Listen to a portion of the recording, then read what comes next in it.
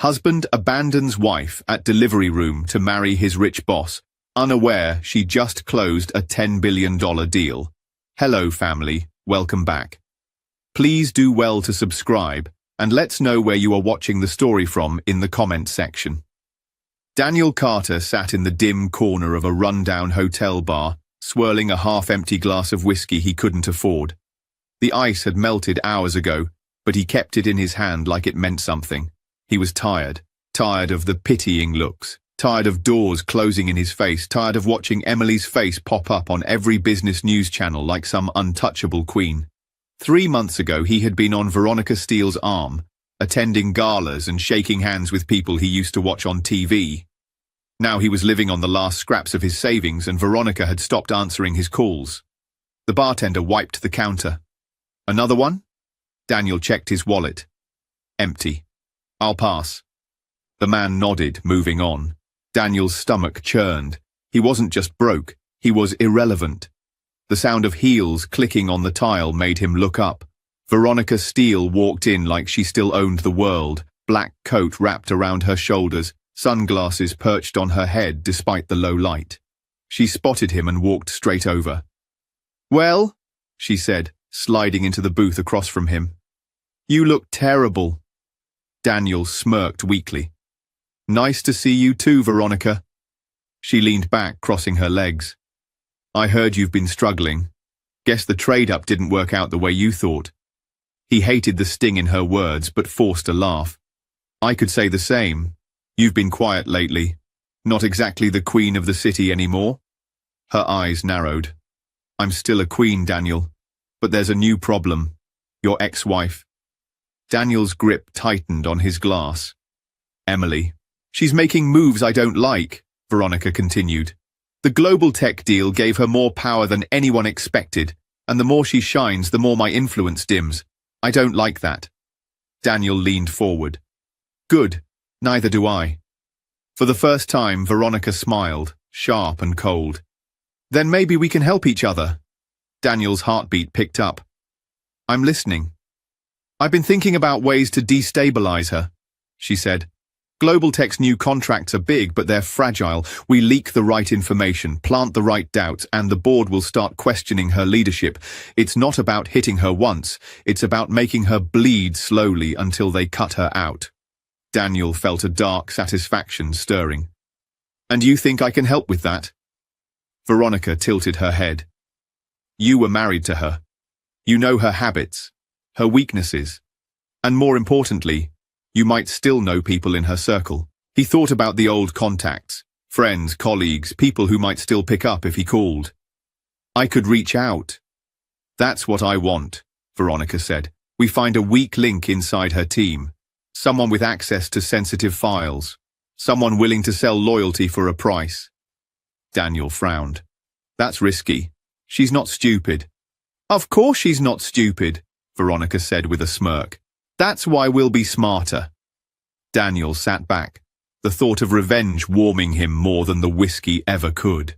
"All right. Let's say we find someone. What's the end game?" Veronica's eyes glittered. "We ruin her. Publicly.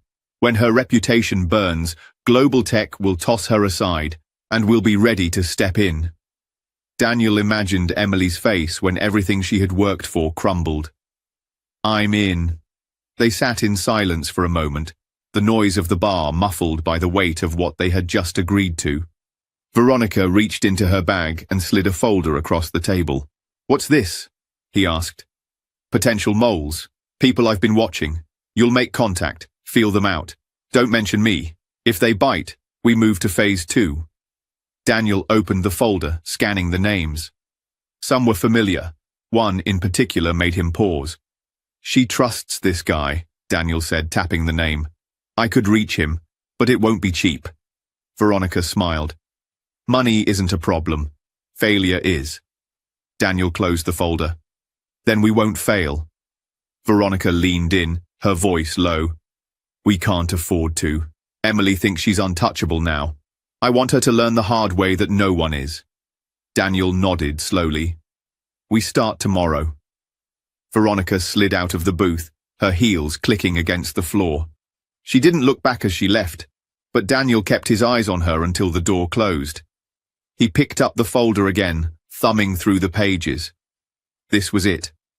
His chance to take back control. His chance to make Emily pay. Outside, the night air was cold as he walked to his car, the folder tucked under his arm. For the first time in months, he felt something close to purpose. And somewhere deep inside, he knew, once this started, there was no going back. If you haven't subscribed yet, I'd love you to join our community by hitting the subscribe button. Through our stories, we build hope and give future to children and women abused all over the world. Motivate us by subscribing to hitting the subscribe button and turning on your notification bell. Also, let us know in the comments where you are watching us from and how this story hit home for you. Emily Hart stood by the floor-to-ceiling windows of her office, watching the city skyline shimmer under the late afternoon sun. 3 months into her role as CEO, and Global Tech was thriving. Stock prices were up. The press loved her. Investors were lining up with offers. But Emily knew better than to relax. Her assistant, Claire, stepped in. "You've got 5 minutes before the board meeting." Emily turned from the window. "Thanks. Any updates on the Zenith contract?" Claire hesitated. "They're stalling. Their lawyers are suddenly asking for clauses we already agreed on." Emily frowned. "That doesn't happen by accident. Find out who they've been talking to." Claire nodded and left. Emily's instincts were prickling. She'd learned to trust them, especially when success put a target on her back. In the boardroom, the directors were already seated, their faces polite but guarded. Robert Haynes, the oldest member of the board, adjusted his tie. "Emily, we've had some concerns brought to our attention." Emily took her seat at the head of the table. "Concerns? About your handling of the Zenith merger," Robert said. "There are rumors of leaked terms. Some investors think we're giving too much away." Emily kept her expression calm. "Rumors aren't facts. I'd like to know where these rumors started." No one answered directly. She scanned their faces, reading the flickers of unease. Someone in this room had been talking. "We've also noticed," Robert continued, "a pattern of smaller setbacks, contracts delayed, suppliers hesitating. It's creating uncertainty." Emily clasped her hands. "Uncertainty for who? Or for what purpose?" A younger director, Sandra Lee, cleared her throat. "We're not accusing you of anything, but perception matters, Emily. If these disruptions continue, we'll have to review your leadership." There it was, the opening move in a game she hadn't started, but would now have to win. "I understand," Emily said evenly, "and I'll address these issues directly. But I want you all to remember, Global Tech is stronger than ever, and I don't let threats, internal or external, go unanswered." The meeting ended on a tense note. As she left the boardroom, Claire caught up with her. "I think I found something," Claire whispered. "One of our analysts, Jason Miller, he's been in contact with a consultant linked to Veronica Steele." Emily stopped in her tracks. "You're sure?" Claire nodded. "Phone records, lunch meetings, text exchanges. It's all there." Emily's jaw tightened. Jason was sharp, reliable, or so she'd thought. Set up a meeting with him, off the books. That evening, in a quiet corner of a downtown cafe, Jason sat across from her, fidgeting with his coffee cup. "Jason," Emily began, her voice calm but firm, "I know you've been talking to someone connected to Veronica Steele." His eyes widened. Look, it's not what you think." "Then tell me what I should think." He glanced around, lowering his voice. "It started as just industry talk. She asked about Global Tech, the merger. She made it sound harmless. And then?" Jason swallowed. "Then she offered money. A lot of money. I haven't given her anything important, just little details." Emily leaned forward. "Those little details can become weapons. Who else knows?" "No one," he said quickly. "I swear I can stop. I'll cut all contact." Emily studied him for a long moment. "You won't stop. You're going to keep talking to her. But you'll report every word back to me." Jason blinked. "You want me to spy on her?" I want to know exactly what she's planning. Consider this your chance to fix your mistake. He nodded nervously. Okay, I'll do it. As Jason left, Emily sat back, her mind already moving 3 steps ahead. Veronica Steele and Daniel were behind this. She could feel it. They were playing a long game. She was going to play it longer. Across the city, in Veronica's penthouse, Daniel dropped a flash drive onto the glass coffee table. Our mole came through. You'll want to see this. Veronica picked it up, a slow smile spreading across her face. Perfect. Phase 2 begins tomorrow. Neither of them knew that Emily was already waiting for them to make their next move. 2 weeks later, Emily sat at her desk with the blinds half closed and a legal pad open in front of her. The city sounded muted from the 42nd floor, sirens far away, traffic like a low hum. On the pad she had drawn a simple map, names, arrows, dates. Nothing fancy. Just clean lines, so she could see the whole fight at once. At the top she wrote one word and circled it twice. Proof. Claire walked in, careful and quick. 3 more articles went live overnight, she said, setting a folder on the desk. All say the same thing, that Zenith is pulling back and that you gave up too much. Emily didn't look up yet. Do they cite sources? Unnamed insiders, close to the negotiations. Claire made air quotes. It's the same language as last time. Emily flipped the pad closed and met Claire's eyes. Good. Consistency means we're squeezing the same pipeline. Claire took a breath, lower voice now. The board called an emergency session for Friday. Let them, Emily said. We'll be ready. Claire glanced toward the door and stepped closer. Jason texted. He has something. He said it's big. Emily stood. Bring him to Conference B. No badge scans. No calendar entries. Paper only. A half-hour later, Jason Miller sat opposite Emily at a small round table. He looked like a man who had not slept. A little pale, eyes darting, fingers worrying the paper cup in his hands. Tell me, Emily said. Jason pushed a flash drive across the table. Payments, shell companies, contracts routed through a PR boutique that doesn't have any real clients. I traced the owners. It loops back to Veronica through a trust and a holding company in Nevada. Emily kept her face still. How did you get this? I used the access they gave me. He swallowed. They're careless. Veronica and Daniel used the same third-party emails for different contacts. The reuse helped me link it, and the boutique's accountant is furious about late invoices. He left a trail a mile wide. Emily nodded once. Names? Jason tapped the printed packet he had also brought. 2 so-called reporters. One is a freelancer who used to write food reviews. The other runs a podcast about corporate truth. He has a P.O. box and a Venmo account. The payments hit 5 minutes before each story goes live. Emily turned a page. Every date lined up with her own timeline of attacks. You did well, she said. Now we finish it. Jason's voice dropped. There's more. They want me to get the draft of the Zenith performance clause. Veronica says if they can leak it with a twist, Zenith will walk. When is the handoff? Tomorrow, rooftop garage across from the old theatre. He shifted in his chair. I'm scared, Emily. I know I messed up, but this is bigger than me. Emily reached across the table. You're not alone. You're going to take them the clause I want them to see, and you're going to wear a wire. Jason blinked. A wire? Yes, Emily said. Discreet. You'll be safe. We will not put you in harm's way without a net. He tried to steady his hands. Okay, I'll do it. When he left, Emily stayed in the empty room a moment longer. She looked at the ceiling, then back at her notes. She did not feel triumph. She felt focus. This was about the company, about her people, about her son growing up with a mother who could look him in the eye. Across the city, Daniel sat in Veronica's glass-walled office, watching rain streak down the windows like fast pencil lines.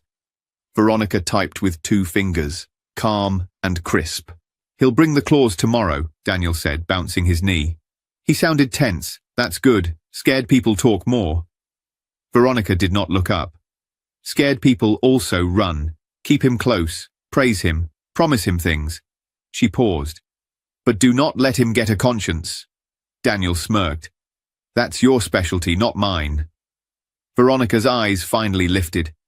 Don't confuse charm with control. Control is paperwork, leverage, and timing. She slid a thin folder across to him. Here are the talking points for Zenith.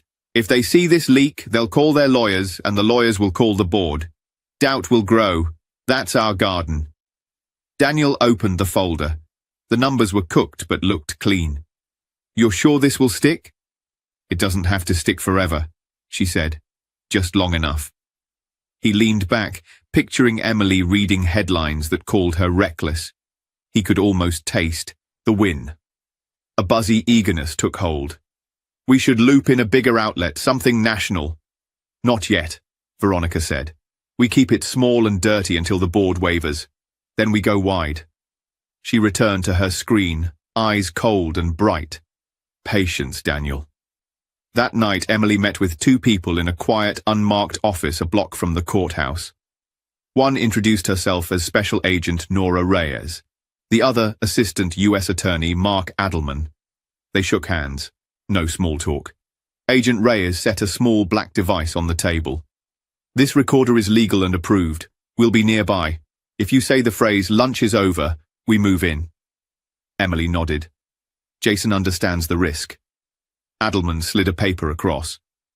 We will need your written consent for the company's cooperation. We also need to confirm chain of custody for the documents you plan to let them have. Understood, Emily said, signing. The clause copy will be marked. The metadata will flag any retransmission. Reyes looked up. You're very organized, Ms. Hart. I had to be, Emily said. This started in a delivery room. Reyes held her gaze a second, then nodded. We'll do this right. The next day, Jason stood on the top level of the garage as the wind pushed at his jacket. He could see the old theater's faded marquee across the street. A gull circled. He touched the edge of his shirt where the recorder sat, taped and flat. His mouth felt dry. A black coupe rolled in and parked 2 spots away. Daniel got out first, sunglasses on, smug set to his mouth. Veronica followed, sleek and steady. Jason, Daniel said, all friendly warmth. Good to see you. Jason forced a smile. You too. Veronica cut to it. Do you have it? Jason held up a manila envelope. Performance clause, draft with margin notes. He let his voice wobble just a little. I shouldn't be doing this. Daniel stepped closer, easy tone. Of course you should. You're helping the truth find daylight. And you're going to be compensated for your courage. Veronica took the envelope and slid out the pages. We'll verify the file hash, she said. If it's real, your first transfer hits tonight.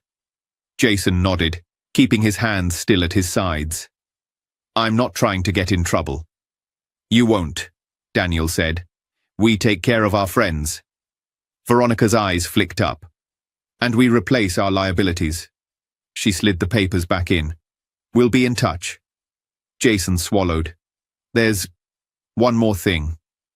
He glanced at Daniel, then back to Veronica. The board called another session. They're nervous. If this leaks, it will hit hard. Veronica smiled like a cat seeing the bowl filled. Good. Then let's feed them. They left as smoothly as they had arrived. Jason stood alone for a beat, then exhaled and walked to the stairwell. His legs shook the whole way down.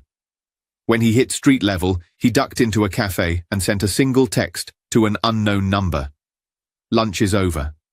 Across the block, in an unmarked van, Agent Reyes nodded to her partner and keyed her radio. Handoff complete. Voices clear. Proceeding to phase 2. By noon, Emily's general counsel had filed 2 sealed motions. One requested preservation of electronic records from the boutique PR firm and its owner. The other authorized a quiet subpoena for the shell company books. No one outside the room knew, not yet. At 3 p.m., 3 more stories went live. All had identical quotes from global tech insiders. They cited the same performance clause Jason had just handed over, except their numbers were off by exactly the amount Emily had planted in the fake draft. The trap sprang another inch.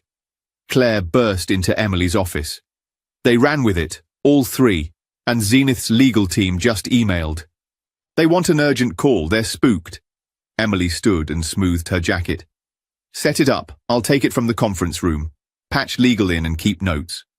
5 minutes later, Emily spoke to Zenith's counsel over speaker. The man sounded tight and formal. Ms. Hart, we need clarity on the performance clause. The media is reporting thresholds that are unacceptable. Emily kept her voice even. Those numbers are false. They appear to have been leaked by bad actors. I can share the authentic clause under NDA within the hour silence, then a slow exhale. If that's the case, we can proceed, but we will need assurance that your house is in order. It is, Emily said, and the people who try to shake it will face consequences. She ended the call and looked at Claire, who was already grinning. They're staying, Claire said. For now, Emily replied, but her own smile showed. Now we go to the board. The boardroom was cooler than usual. The long table gleamed. Robert Haynes cleared his throat. Emily, we have limited time. The market is jumpy. These articles are part of a paid smear, Emily said, placing a thin folder in the center of the table. Funded through a chain that leads to Veronica Steele. Coordinated by Daniel Carter. A ripple moved around the room. Robert's eyebrows climbed. Sandra leaned forward, eyes sharp. You're certain? Emily opened the folder. Transaction records, timestamps lined to publication. A recording of today's handoff of a doctored clause, which we planted.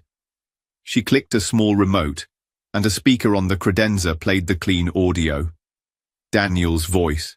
Veronica's voice. The promise of money. The word liabilities. No one spoke for a full 10 seconds. Sandra sat back. A slow, impressed smile hinted at the corner of her mouth. You set them up. I protected this company, Emily said. With respect, I asked for 2 weeks. I used them. Robert closed the folder. His voice had softened. What do you need from us now? 2 things, Emily said.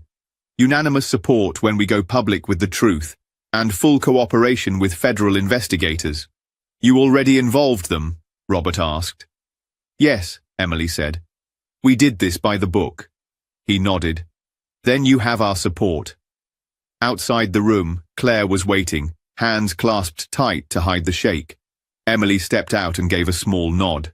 Claire let out a breath she'd been holding all week. What next? Now, Emily said, we let the law do its work. Across town, Daniel and Veronica met with a so-called journalist in the back booth of a trendy bar. He wore a beanie and a loud shirt, and had the eager eyes of someone who liked gasoline near fire. This is the clause, Daniel said, sliding the scan across on a tablet. We need your piece up. Tonight. Push the angle that Emily Hart misled her board. The man looked at the file. I can add color. Sources say she's cracking. Maybe use that photo where she looks cold. He smirked at his own joke. Do what you do, Veronica said. Make it stick. She handed over an envelope. Half now, half when it's live. He peeked in. You're old school, he said, pleased. I like it. He left. Daniel leaned close. After this, we hit national. Veronica swirled her drink, thoughtful. Yes, but we also push the board. Anonymous emails. A whisper that she's considering stepping down. Fear does most of the work. Daniel's phone buzzed. A number he didn't know. He frowned and ignored it. Agent Reyes watched through a camera across the street. Her team tagged the beanie, the envelope, the tablet, the time. The net was now more than ready. It was tight. That evening, Emily walked through the quiet of her son's nursery. The little boy slept with his hands above his head, face smooth and open. Emily touched the crib rail and let herself breathe. She whispered, almost there. Her phone buzzed. A text from Reyes. Tomorrow, 10 a.m., public venue. Be prepared for noise. Emily typed back. Understood. Morning came bright and cool. The high-end hotel ballroom hosted a tech investor panel. Cameras on tripods, name cards on tables, espresso machines hissing at the back. Emily took her seat on stage between two other CEOs, one nervous, one chatty. She wore a clean navy dress and a calm face. Across the room, Daniel and Veronica arrived 5 minutes late, soaking in the attention.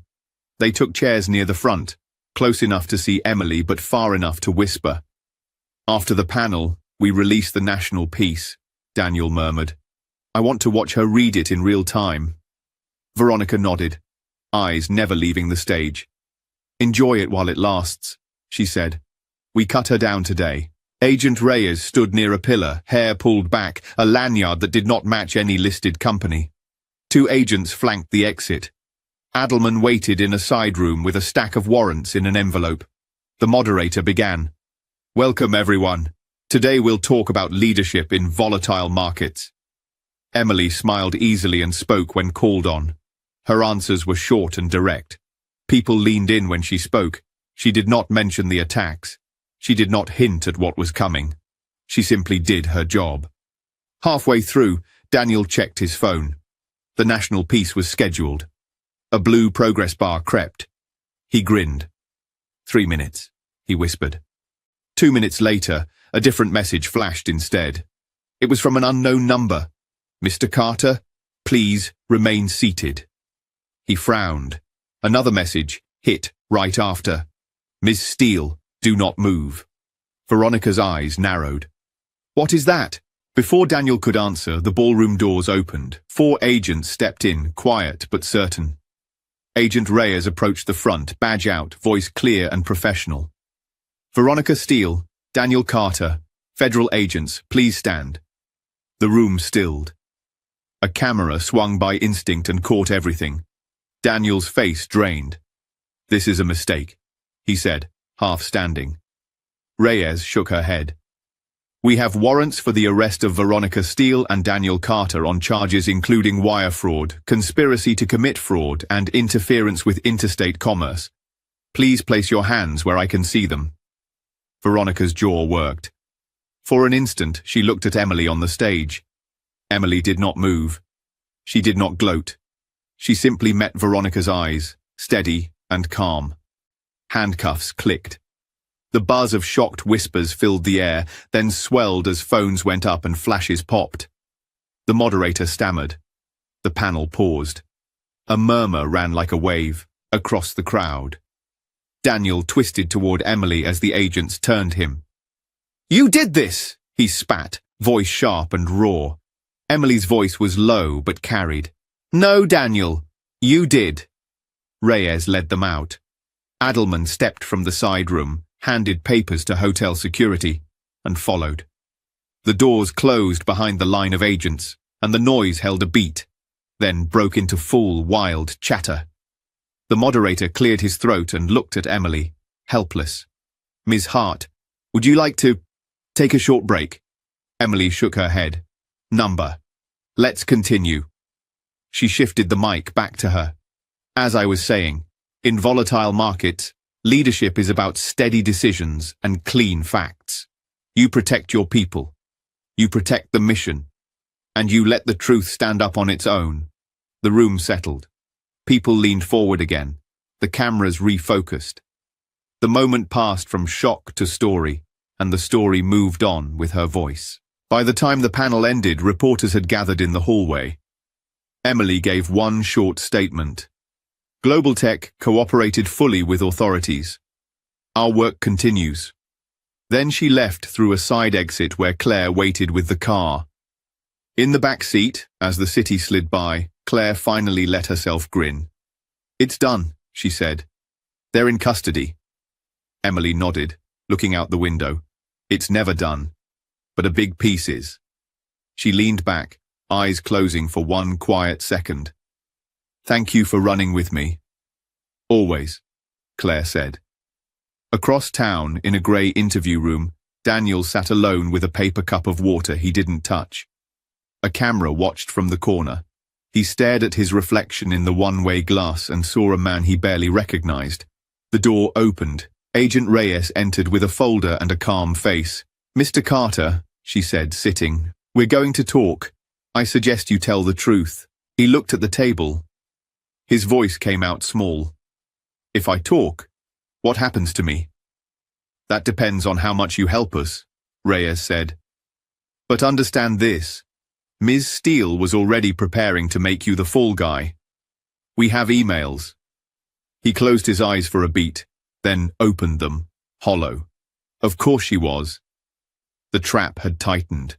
The fall had begun. And for the first time since the delivery room, the next move did not belong to Daniel at all. The cell door clanged shut behind Daniel, the sound echoing off the concrete walls like a sentence in itself. The holding area smelled faintly of bleach and stale coffee. Across the room, Veronica sat on a metal bench, back straight, hands folded neatly in her lap as if she were waiting for a spa appointment. She didn't look at him. You set me up, Daniel said finally, voice low. She raised an eyebrow. Don't flatter yourself. You were just convenient. Daniel stepped closer until the guard barked. Back up. He stopped, fists clenched. You knew this was coming. I suspected, Veronica replied smoothly. The difference is, I had contingency plans. You didn't. And yet you're here, he said, bitterness sharp in his tone. For now. She smiled faintly.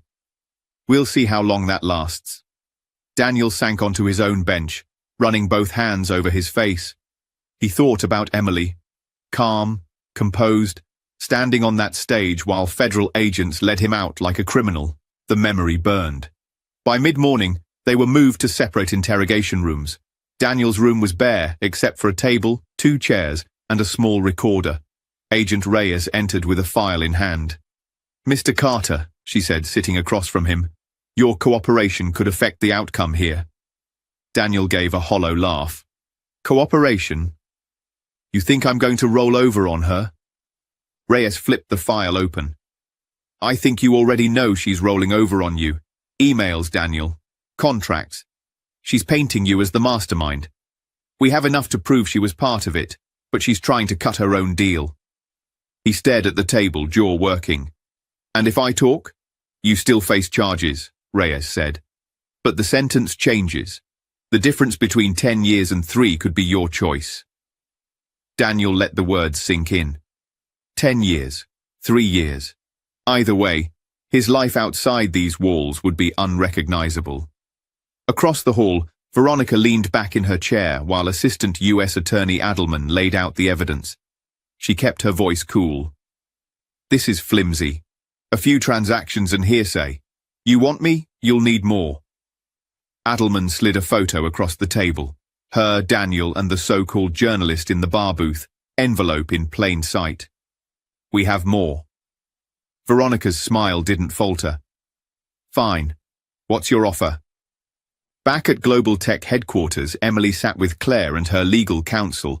The board had issued a unanimous public statement of support, calling her a decisive leader who defended the integrity of the company. The media storm was now focused entirely on Daniel and Veronica's downfall. You could give an interview, Claire suggested. Set the record straight from your perspective. Emily shook her head. The facts speak louder than I can, and the more I talk about them, the more oxygen I give them. We're done giving them air. Claire smiled. Then what now? Emily glanced toward the picture on her desk. Her son's first birthday, cake on his face, eyes wide with joy. Now we build, quietly, and we remember who tried to break us. 3 weeks later, the trial dates were set. Federal prosecutors declined to offer Veronica a full deal. Her cooperation was limited, her arrogance unhelpful. Daniel, however, broke. He testified in detail about their plans, their contacts, even their first conversation in the bar. The day he took the stand, Veronica's eyes were daggers. You're pathetic, she hissed as the guards led her past him. And you're done, he replied, voice shaking. The jury took less than a day to convict them both. Wire fraud, conspiracy, interference with interstate commerce. Veronica received 12 years. Daniel got 4, reduced for cooperation. On sentencing day, Emily didn't attend. She read the news at home while her son played on the rug. Claire texted her, "It's over." Emily typed back, "It's finished." Not over. 2 years later, in a prison yard under a pale winter sky, Daniel sat alone on a cold bench. He had fewer lines on his face than he expected. Maybe prison stripped away vanity along with everything else. Across the yard, Veronica was in animated conversation with another inmate, her posture still queenly despite the grey uniform. He wondered if she would ever admit she'd lost. Probably not. Inside her own mind, Emily had already moved far beyond them. Global tech had doubled in value. The Zenith contract became the cornerstone of a decade-long expansion. She'd started a foundation for single parents building careers in tech. Late one evening, after tucking her son into bed, she stood on her balcony and looked out at the skyline. The wind was cool, the city lights steady. She thought of Daniel and Veronica, each in their separate cages, and felt no triumph, only clarity. People show you who they are when you're at your weakest, and when they do, you decide how much power they get to keep. Emily had made her decision a long time ago, and she wasn't looking back.